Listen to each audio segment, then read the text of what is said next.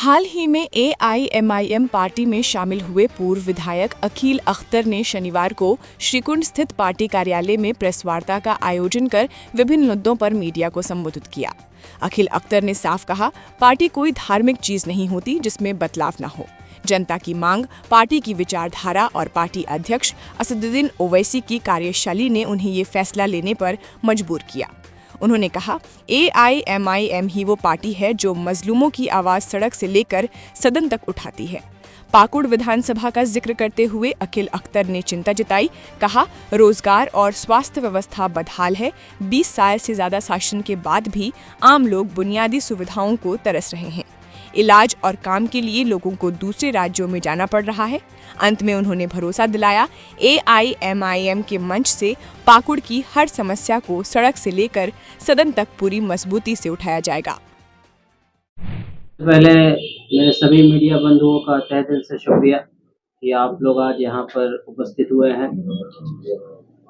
आज का यह प्रेस वार्ता आपके माध्यम से हमारा जो मैसेज है पाकुड़ विधानसभा अंतर्गत बरौरा प्रखंड से पूरा साहिबगंज जिला तक पहुँचाना है और उन तमाम लोगों का दिल से शुक्रिया अदा करना है जो चाह रहे थे कि हमारे इस क्षेत्र का नेतृत्व जो है असदुद्दीन ओवैसी साहब ले और हमारे साथ मिलकर, हम उनके साथ मिलकर कदम से कदम मिलाकर इस क्षेत्र का किस तरीके से विकास किया जाए, इस क्षेत्र की समस्याएं जो है उसको कैसे दूर किया जाए, उस पर हम लोग अग्रसर हों। इसीलिए बीते 25 तारीख को हमारे पूर्व विधायक जनाब अखिल अख्तर साहब ने एआईएमआईएम का दामन थामा और आज आप सबके माध्यम से हम यह बताना चाहते हैं कि एआईएमआईएम पार्टी हक और इंसाफ की पार्टी है। अभी तक जिस तरीके से दबे कुचलों की आवाज़ को, हमारे अल्पसंख्यक समाज की आवाज़ को और उन सब बेबस लोगों की आवाज़ को दबाने का कोशिश किया गया है, जिसके कारण हमें दिखाई पड़ रही है कि किस तरीके से हमारे क्षेत्र से पलायन का रेट बढ़ चुका है। ना ही यहाँ पर हमारे कोई ऐसी सुविधा है जहाँ पे हमारे नौजवान भाई रोजगार करके यहीं पे रह सके, अपने परिवार के साथ रह सके। ये सब चिंता करने वाली समस्याएं हैं। इसीलिए मैं आपके माध्यम से आज उन सब आमजन को बताना चाहता हूँ कि अब वो धोखा नहीं चलेगा। अब पाकुड़ विधानसभा से लेकर साहिबगंज जिला से लेकर पूरे झारखंड राज्य का नेतृत्व जो है एआईएमआईएम पार्टी मजबूती से करने वाली है। हर उन बुनियादी समस्याओं को पटल पर रखने का कोशिश करेंगे और अगर प्रशासन और यहाँ के जो सरकार है उस चीज का उन समस्याओं का हल ना करे तो हम लोकतांत्रिक ढंग से जनता के साथ रास्ते पर उतर कर अपनी आवाज को बुलंद करेंगे और अपना हक लेने की पूरी कोशिश करेंगे। बस इन्हीं चंद बातों के साथ मैं आप सबका धन्यवाद करते हुए अब मैं मौका देना चाहता हूं हमारे पूर्व विधायक जनाब अखिल अख्तर के साथ कि वो चंद बातें आपके सामने। सबसे पहले मैं आप मीडिया वालों का शुक्रिया अदा करता हूं कि आप लोग आज हम लोग के इस प्रोग्राम में आए हैं और उम्मीद करते हैं कि इन तमाम बातों को, खास करके हमारा पाकुड़ विधानसभा, साहिबगंज और झारखंड के गली गली तक ये आवाज़ पहुँचे। आप लोगों को मालूम हुआ होगा कि हम लोग चंद 4-5 दिन पहले हम लोगों ने एआईएम पार्टी का दामन थामा हूँ और साथ ही साथ हमारे जनाब असदुद्दीन ओवैसी जी का शुक्रिया, उनके तमाम जितने अरकान हैं, जितने कमेटी के लोग हैं, सबको मेरा दिली मुबारकबाद कि उन लोगों ने हम लोग जाते ही इस्तकबाल करके हम लोगों को बुला करके हम लोगों को अपनी जिम्मेदारी दी पाकुड़ की। अब कहना यह है कि आप लोग सवाल कर सकते हैं, करेंगे किस पार्टी में क्यों आए।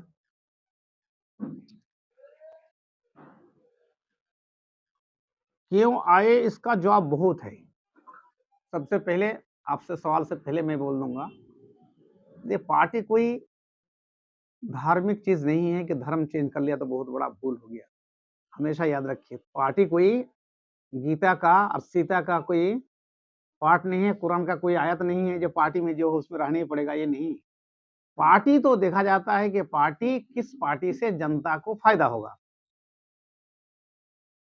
जनता को फायदा होगा और हक हुकूक की बात कौन करता है, मजलूमों की आवाज कौन उठाता है, मजलूमों का हक कौन देता है, उसी हिसाब से पार्टी को चुना जाता है। और पार्टी का रहबर राय कायद लीडर कौन है, ये सब देख करके ही पार्टी को चुना जाता है।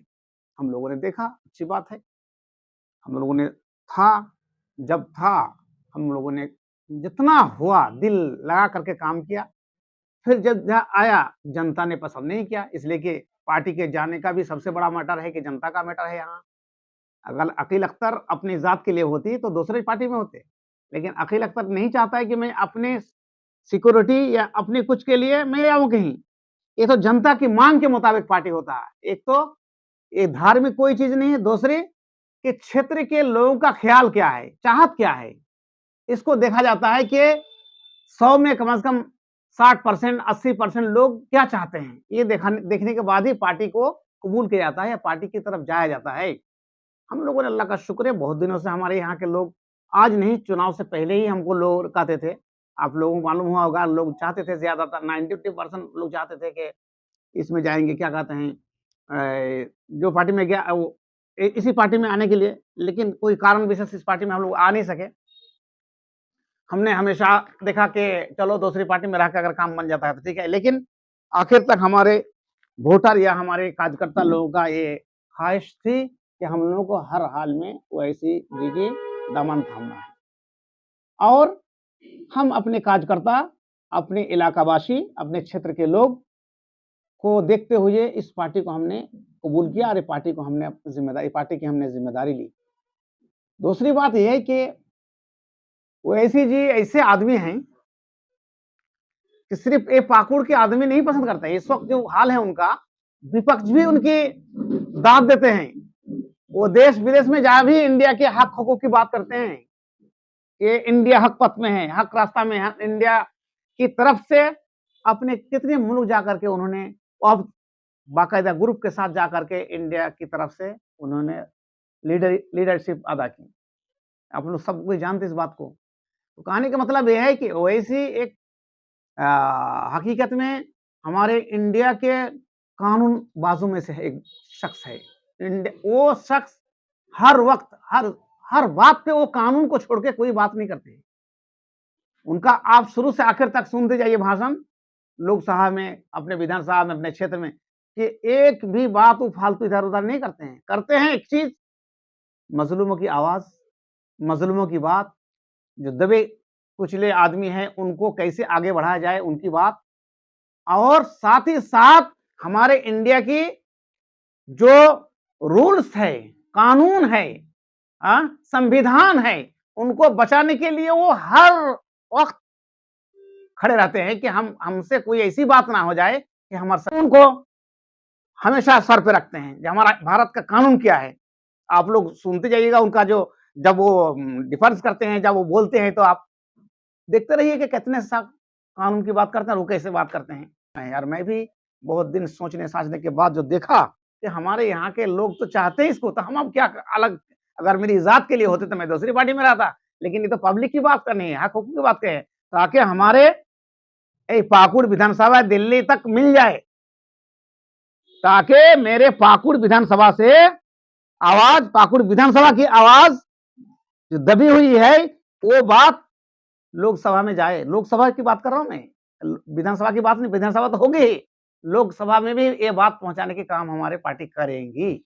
यहाँ जो कमियां हैं, आज 70-80 साल से एक शख्स है कि 2500 साल से राज कर रहे हैं, और ये पार्टी खास करके ये पार्टी जो आज 25 साल 30 साल से आज लगभग 56 50 56 साल से लगभग 50 से ज्यादा साल उन्होंने ये पाकुड़ में राज किए। वो लोग एमपी और एमएलए, आप लोग हिसाब करके देखिए, 50 साल से ज्यादा ही कांग्रेस की हुकूमत यहाँ होगी, एमपी से और एमएलए से। लेकिन आज तक हमारे क्षेत्र में, आज तक हमारे क्षेत्र में अस्पताल नहीं है, अस्पताल नहीं है। हमारे क्षेत्र में एजुकेशन का हाल देखिए, टीचर नहीं है। जो असल इंसान की, मनुष्य को मनुष्य बनाने के लिए कहा जाता है कि शिक्षा एक ऐसी चीज है कि पशु पक्षी से और इंसानियत से, मनुष्य से फर्क यही शिक्षा है, और उसी पे हम लोग कत्ल कर रहा है।